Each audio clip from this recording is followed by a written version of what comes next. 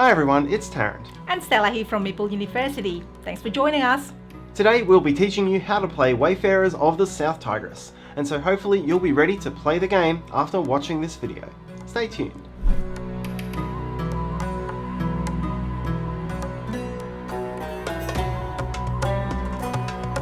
Let's learn to play Wayfarers of the South Tigris, game designed by Shem Phillips and S.J. McDonald and published by Garphill Games.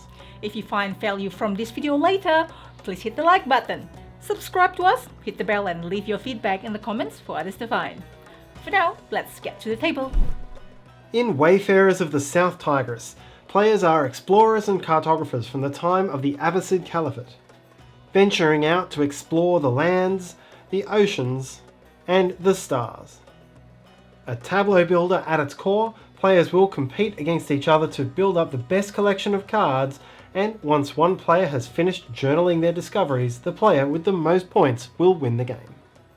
To set up, join the three pieces of the journal board, and each piece can be flipped to either side for variety. Further to this, shuffle the journal tiles and place one onto each empty space of the board. Shuffle the game's 5 decks of cards and place each draw deck in its place. The green townsfolk, the black space cards, the yellow land cards, the blue sea cards, and the yellow, white and blue inspiration cards. Deal out the top 4 from each deck. On each shaded upgrade tile space, you'll put a stack of the matching upgrade tiles. On the yellow, blue, black and green, you'll place one for each player in the game, returning any leftovers to the box. And for the pink tiles, there'll always be exactly one of each. Place a green meeple onto each of these 4 spaces. Each player takes an empty player board, a blue and yellow worker, and all of their coloured pieces, 5 dice, a disc and 15 influence markers. And do note that the workers are not player coloured pieces. Even though this is yellow, it does not belong to the yellow player. Each player begins with 3 dice. 2 of them are placed near the minarets for later, and the other 3 are rolled into the player's supply. All players' discs are placed at the start of the journal track. Finally, choose a first player and distribute starting resources. To the first player, this is 2 provisions, 3 silver, and an influence on the blue minaret. To second, the same plus an influence on yellow. To third, the same plus another silver. And the fourth player gets the same plus 1 provision. You're now ready to play. Wayfarers of the South Tigris is played in turns, starting from the first player and going clockwise around the table. On each turn, you will take a single action, and there are 3 options for your action. First, you can do a die placement. You'll take a die from your supply and place it onto an empty die placement space, which will be on these brown bars on the cards that you build in your tableau, and then resolve the action. Second is to make a worker placement. Take a worker from your supply, place it onto an appropriately coloured card containing no other worker of that colour, and then resolve the action printed above the card on the board. And thirdly, you can rest, where you retrieve any dice from your action spaces, re-roll them into your supply, and resolve any rest effects.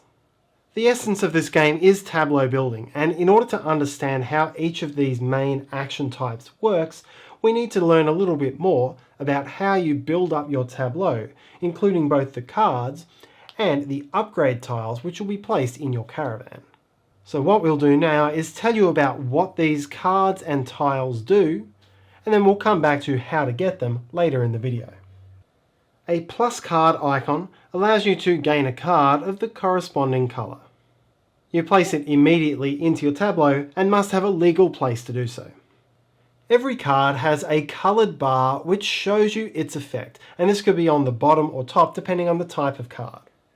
In the opposite corner to that bar will be the card's tags, and these will be icons which combo with other cards and effects. Some cards also have an instant effect, shown by the lightning bolt, near its effect bar, and this is an immediate effect which occurs when you gain that card, in addition to the effect in the bar which triggers in a different way.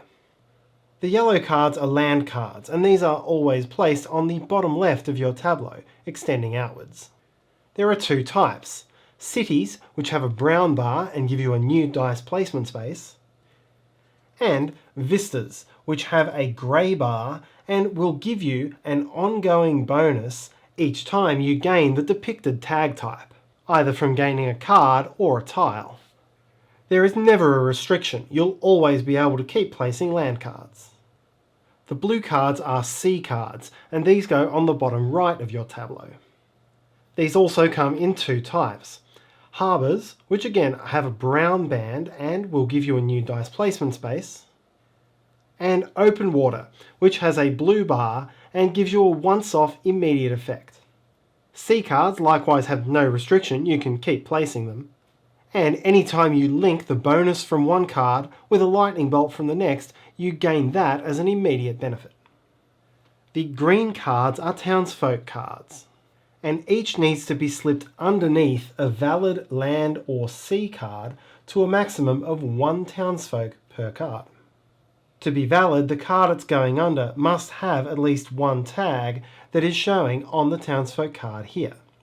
The colour of the bars will always match, but not all matching coloured bars are legal pairs. For example, the translator here can go under the open water, and the scholar has 4 legal placements, these cities or these harbours.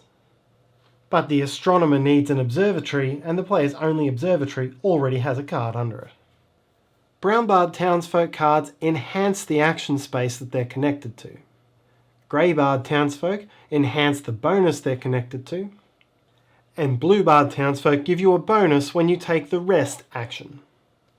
The black cards are space cards, and each space card must be placed above an existing land or sea card, although it doesn't interact with that card otherwise in any way. These serve no engine building function in the game, they are all about endgame victory points.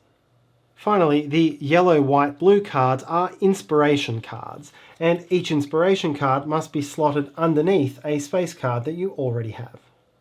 This likewise serves no engine building function and enhances the victory points on the space card below it. Finally, players should note that the pre-printed cards all do count as cards of the matching type: land, sea, townsfolk, and space, for the purposes of scoring, tags, and all other effects. The other important part of your tableau building is the upgrade tiles, and whenever you see an icon like this, it will allow you to purchase or gain a tile. When gained, a tile is placed into your caravan, and once placed it cannot be moved again. A tile may be flipped, but not rotated. If you cover any icons when making the placement, you gain that bonus immediately. Placing tiles on your caravan is going to build up the number of icons that you have available when making dice placement actions. But it's important to note that only icons on tiles you've placed, plus these two in the corner, this camel and telescope, are active for dice placement. The rest of these icons, the pre-printed ones on the paper spaces, are solely bonuses for when you place new tiles. The last thing we need to know about before we go back to the actions is influence with the 3 guilds. Any icon showing one of the minarets allows you to gain influence with that guild. Here, for example, you'd place 2 of your influence onto blue. If the cost of an action shows the strike through those minarets, you would spend that influence. Each guild has one standard action which you can take by spending its influence through the game, and for each of these you can only do that once per turn. You can also hang on to your influence because whoever has the most at the end of the game will get extra points. So now let's have a look back at how all of this feeds into taking your actions. To make a die placement action, take any one die from your supply of any number and then place it onto an empty die placement space and resolve the action. If the placement space has no icon, you can do this without restriction. If the placement space does show an icon, then you must be able to provide that asset for this die placement, and there are 3 ways to do that. Firstly, you could place a die whose number shows that asset in its column of your caravan. For example, if I wanted to use this pigeon space, I could place a 1, a 3, or a 5, because pigeons are available to those 3 numbers. Secondly, I could previously have made that asset available to that action space by placing a townsfolk card under it showing the asset. Here, this harbour card has a permanent boat available, so I can use any number to activate this action space. Thirdly, and this works only for the ship asset, you can spend 1 influence from the Blue Guild to gain a ship. And once again, remember you can only do this once per turn, which means you couldn't activate this card with influence alone. Where cards require multiple assets, you must provide both of them. If a die has a manipulation icon in its column, then you can use that icon on that die while it's still in your supply at any time. This gives you a lot of flexibility to get the numbers that you need. Here, for example, this 2 could be turned into a 1 if ever you needed a camel or pigeon. This 6 could be turned down into a 5, but the caravan doesn't wrap around, so you can't use the plus to make a 1. The 4 could be increased into a 5 or decreased into a 3, but it could not be decreased into a 2 because once you've used one of these icons, the other one is no longer in the column to use. But this placement here allows you to turn a 4 down into a 3, then the 3 to a 2, and the 2 to a 1 if you wish. You can also spend 1 yellow influence to make 2 die adjustments, either both to the same die or each to a different die while they remain in your supply. Here, for example, suppose I turn my 5 into a 4 and then turn my 4 into a 3, then spent a yellow influence to turn both of my 3s into 2s, and then turn this 2 into a 1 before placing it. This gives you a feel for the sorts of placement tricks you can play. Once you've placed a die legally, you can now take the action, first paying any cost and then taking the benefit. If you have a townsfolk card under an action space, then you may resolve them in whichever order you wish, including using one to pay for the other. You can also get discounts on action costs from your upgrade tiles. For this player, any number 1 die placed will have a 1 provision discount on any action which costs provisions. And likewise, this player is set up for a 1 silver discount for any 2s. The second type of action is a worker placement action, and you'll take a worker from your supply and place it onto a card to resolve the action printed next to the card. There are 16 such actions around the board, with only the space cards lacking actions. And each type of card has a colour restriction.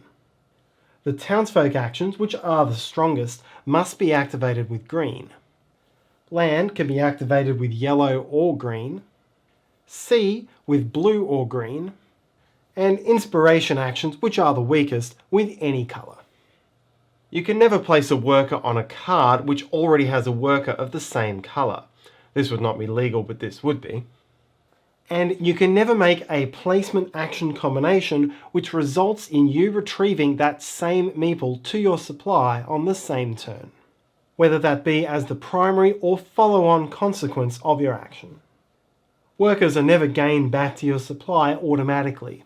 You either get them by gaining the card that the worker was on, or with the retrieve worker effect, which lets you take any one placed worker off a card, but not one of these green workers on the journal track, which is yet to enter play. The last action option is to rest, and when you rest, you take any of the dice that you've placed and then re-roll them, optionally re-rolling any dice that are still in your supply back into your supply. Then, as long as you have 0 or 1 dice in your supply when you start the action, you'll resolve all of the rest effects on cards in your tableau. This prevents a player with a really strong rest engine from resting too often. One of the major things that all players will be doing when resting, as well as through some other actions, is journaling. And so now we'll start to go through what all of the actions are, beginning with journaling. When you journal, move your marker 1 step to the right from its current location through one of the ink blots on this track. Then immediately gain the reward printed either on the tile or the space, and if you're in a space which adjoins a green worker, then take that into your supply. Your first step is always free, but as you move along the track, you'll either have prerequisites or costs in these ink blots, and you must either have the matching tags, or the matching cards or tiles, or pay the cost in order to make that move. Players can share spaces on the track with the exception of this final column. Each of these can only be occupied by one player. When you journal, once per turn you can spend an influence from the Black Guild to journal a second time immediately. The journal track has 3 key rewards which are mostly or only seen here. This one requires the player to take one of the 2 spare dice set aside in setup and roll it into their supply. The pink tile lets the player take one of the pink tiles from the display and put it in their caravan. These have no engine building benefit, but they're worth endgame points and tags which can combo with some other cards or prerequisites. And this one lets the player take one of the available inspiration cards, slotting it above a space card as described before. The game's 5 card types are gained in slightly different ways. When you gain an inspiration card, if you don't want it or can't place it, then you can discard it to the bottom of its deck to take the action printed next to the card. Land and sea cards are taken for the cost of the action which allowed you to take it. There is no additional cost above what the action requires. For these 2 decks specifically, if you don't like the available cards, then you can either spend a provision or have a pigeon asset available to instead draw the top 3 cards, look at them, choose the one you wish to keep and put the others on the bottom of the deck. This is also the process if you use one of these 2 action spaces. When you gain a townsfolk card, then you will have to pay an additional silver cost, which is the cost as shown in the top left corner of the card. When you gain a townsfolk card, you do not activate its effect on this turn, even if you slot it under the action space you used. And when you take a space card, you will also have to pay an additional silver cost, which is equal to the amount of silver showing next to the card on the board. Once again, if ever there is a worker on a card that you gain, then you take that worker into your supply. And at the end of any turn during which you took a card, those that remain are shuffled down away from the deck and replaced with the top card. This can result in action spaces that were blocked now being made open. The gain tile action allows you to purchase a tile of the matching colour, including one that you already have a duplicate of. The pink tiles are free, while the yellow, blue, and black tiles each cost either 3 silver or 2 influence from the matching guild, while the green tile costs 2 silver. This icon would let you get a tile for no silver cost. As mentioned before, this icon lets you place an influence in the matching guild, while this one lets you move an influence from one guild to another. If ever you run out of influence in your supply, then any placement action becomes a movement. This effect allows you to retrieve any one placed die and roll it back into your supply. Some card actions give you a dice manipulation, and once again this is done on a die in your supply that has not been placed.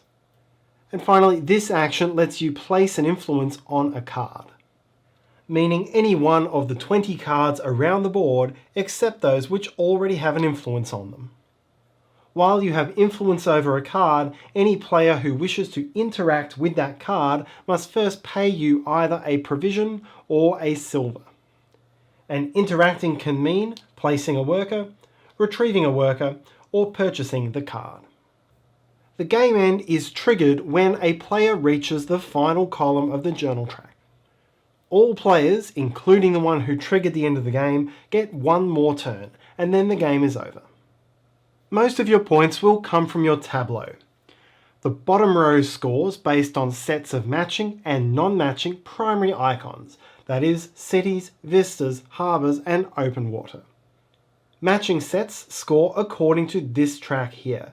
So this player has 3 cities for 3 points, 1 vista for no points, 1 open water for no points, and 1, 2, 3, 4, 5, 6 harbours, counting the icons on pink upgrade tiles, for a total of 12 points. Each complete set of non-matching icons then also scores 5 points, so here there is 1 complete set for a total of 5. Each space card scores according to its yellow bar. Star cards will trigger off other tags. This one is worth 1 point per city tag, a total of 3. This one's worth 1 point plus 1 for each observatory tag you have. and the pre-printed one is worth 1 point for each combination of an upgrade tile and a townsperson card that you have. A comet card is worth its printed number of points, or 4 points if you are the single player with the most comet tags. Planet cards, of which there are 5, are worth 1 point plus 1 for each planet tag you have. And the sun and the moon are worth 3 points individually, or 7 each if you have both. Each individual space card is doubled in its number of points if it has an inspiration card whose objective you meet. So here this player has 6 total comet tags, which is enough to double this card. Likewise here, 5 harbour tags is enough to double this comet. Then gain the raw victory points that are printed on any tiles in your caravan. So here it's a total of 10. And any player who has the outright most influence on any one guild gains 3 points. So blue would gain 3 here, purple 3 here, but nobody would gain here because there is a tie. The player with the highest score wins. In the event of a tie, whoever has the most black influence wins, then yellow, then blue, and if still tied, victory is shared. And that's how to play Wayfarers of the South Tigris. We hope you enjoyed this video. If you find this video useful, please help us by hitting the like button. Subscribe to us. You can also hit the meeple in the corner to do so, and hit the bell icon so you'll know when we have new videos. You can also follow me on Instagram for my board games journey. Questions, suggestions and feedback are all welcome in the comments section below. See you next time!